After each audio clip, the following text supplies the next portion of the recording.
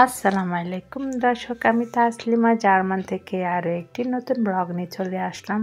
আশা করি ভালো লাগবে। আর প্লিজ সবাই দেখার আগে দিয়ে একটি লাইক দিয়ে দেখে নেবেন।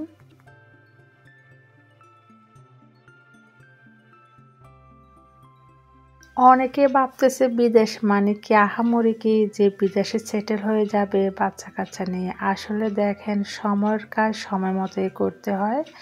এই যে এখন 8:30 বাজে আর ঠান্ডা কিন্তু মাইনাস আপনার 5 ডিগ্রি। আসলে আকাশে রোদ উঠেছে, বোঝা যায় না।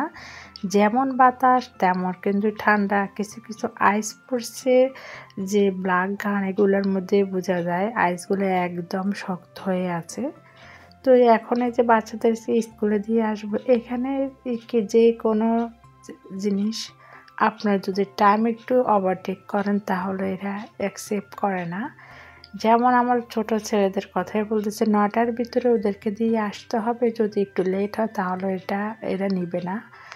স্কুলে আপনি 8টার ভিতরে ঢুকতে হবে, নয়তো বা আপনার গেটটি অটোমেটিকলি লক হয়ে যাবে। পিছনে গেট দিয়ে আপনাকে যেতে হবে। এখানে মাস্টাররা দেখবে আপনি যে লেট করে আসতেছেন কী কারণে, প্রথমে 1-2 দিন দেখবে, পরে আপনার ডায়েরিতে আপনাকে কমপ্লেন দিয়ে দেবে ছেলেকে। আপনি যদি মাথায় না নেন বা আপনি যে তারপরও আপনার ছেলেকে লেট করে পাঠান, তাহলে এরা পরবর্তী পদক্ষেপ নিয়ে নেয় খুবই মারাত্মকভাবে।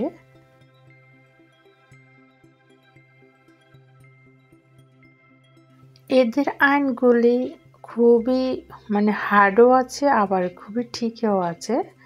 এখানে যদি আপনি 19 থেকে 20 করেন তাহলে ওরা শিশু অধিদপ্তরকে ফোন করে দেয়। আপনার বাচ্চা আপনি মারতে পারবেন না। মুখে কথা বলেন কিন্তু হাত দিয়ে মারতে পারবেন না, কোনো জোরে ধমক দিতে পারবেন না।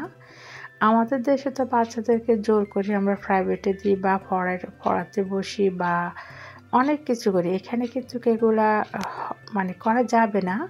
বাচ্চারা যদি স্কুলে গিয়ে বলে দেয় যে আমার মা আমাকে মারছে বা বাবা মারছে, এটা সেটা, ওদেরকে কি করে, ওরা যখন ক্লাস 3-তে পড়ে ওদেরকে একটা কার্ড দিয়ে দেয়। এটা হচ্ছে আপনার শিশু অধিদপ্তরের। বলে এই যদি বাসায় যদি কোনো সমস্যা হয় বা তোমার ভালো লাগে না বা তোমাকে কেউ কোনো চাপ সৃষ্টি করতেছে, তাহলে তুমি এদেরকে ফোন দিয়ে দিতে পারো। তো কার্ডটা আসলে আমরা পড়ে দেখি যে এটা তো হচ্ছে তাদের কার্ড শিশু অধিদপ্তরের। তো ব্যাস, কার্ডটা আসলে আমরা ফালাই দিছি। আসলে যারা জার্মানির অরিজিনালি তারা কিন্তু এগুলো রাখে দেয়। এরা কিন্তু ফোনও করে দেয়। যেমন কি আপনার একটা ছেলে আরবি, ও স্কুলের মধ্যে বলছে, বাবা মা মনে হয় বাসায় বলছে, ও স্কুলে গিয়ে বলে দিয়েছে যে আমাদের মুসলমান ধর্মের সমকামিতা করা হারাম, মেয়ে বন্ধুর সাথে মানে হাত ধরে হাঁটা হারাম, এসব ইসলাম সম্বন্ধে কিছু বলছে। এগুলা মাস্টারদের কানে গেছে, যাওয়ার পরে 1-2 দিন পরে কিন্তু ঠিক মতো ওদের বাসায় অ্যাড্রেসে শিশু অধিদপ্তর এবং আপনার পুলিশ পাঠিয়ে দিয়েছে। কারণ যে এই জন্য পাঠাইছে যে কোনো বাচ্চাকে 18 বছরের নিচে কোনো কিছু শেখানো যাবে না, বলানো যাবে না। আপনার বাচ্চা যখন 18 বছর হবে, সে তখন সিদ্ধান্ত নেবে সে কোন ধর্ম অনুসরণী হবে।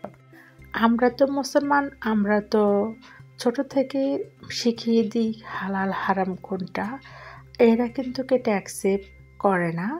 কারণ সে কারণে ছেলেটাকে ওখান থেকে নিয়ে গেছে। এটা গেছে বছরের কথাটা বলতেছি। এটা ফেসবুকে অনেক তোড়পাড় চলতেছে, ওই বছরটাই দেখছি। আসলে আমি এই ভিডিওটা দেখে আমার কাছেও খুবই খারাপ লাগছে। ছেলেটা যেতে চায় নাই, জোর করে ওরা নিয়ে গেছে কোলে করে। ছেলের কাপড় চোপড় এভরিথিং সব নিয়ে গেছে, এখানে আর রাখবে না। তো পরবর্তীতে আমার হাজব্যান্ডকে জিজ্ঞেস করলাম কি ওকে আর আসতে পারবে না, বলছে যে পারবে, হয়তো বা কোর্ট কাছারি করে তারপরে আনতে অনেক সময় লাগবে। কিন্তু এখানকার নিয়মগুলি খুবই আমার তাই ভালো লাগে না। তো বিদেশে যারা সেটেল হতে চান, কারণ যে বিদেশে ঠিক আছে থাকার পরিবেশ ভালো, এভরিথিং সব কিছুই ভালো, কিন্তু আপনার যদি ভালো বাসা না জানেন তাহলে আপনি থাকিও লাভ নেই, কারণ অনেকে ভাববেন যে বিদেশে তো ভালো ট্রিটমেন্ট করা যায়। তা আপনি যদি ভালো ভাষা না বলতে পারেন আপনি ট্রিটমেন্টে করবেন কিভাবে?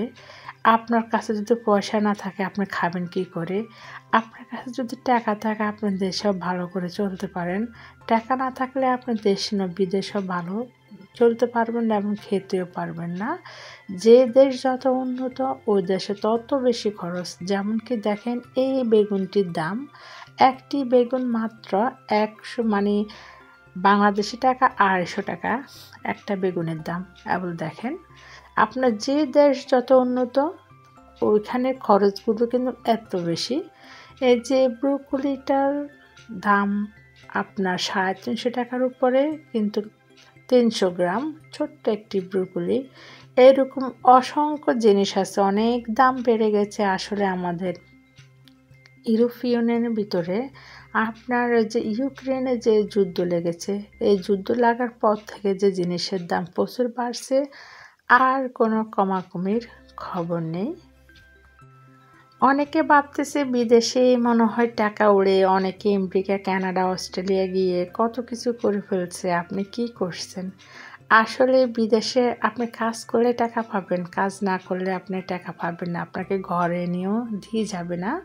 আর যে দেশ যত উন্নত ওই দেশে তত সব কিছু আইন মানি চলে। দেখে যে অবশেষে আপনার খাওয়া দাওয়ার টাকাগুলি থাকে, অতিরিক্ত বেশি আর কোনো টাকাই থাকে না। সবাইকে অসংখ্য ধন্যবাদ ভিডিওটি দেখার জন্য।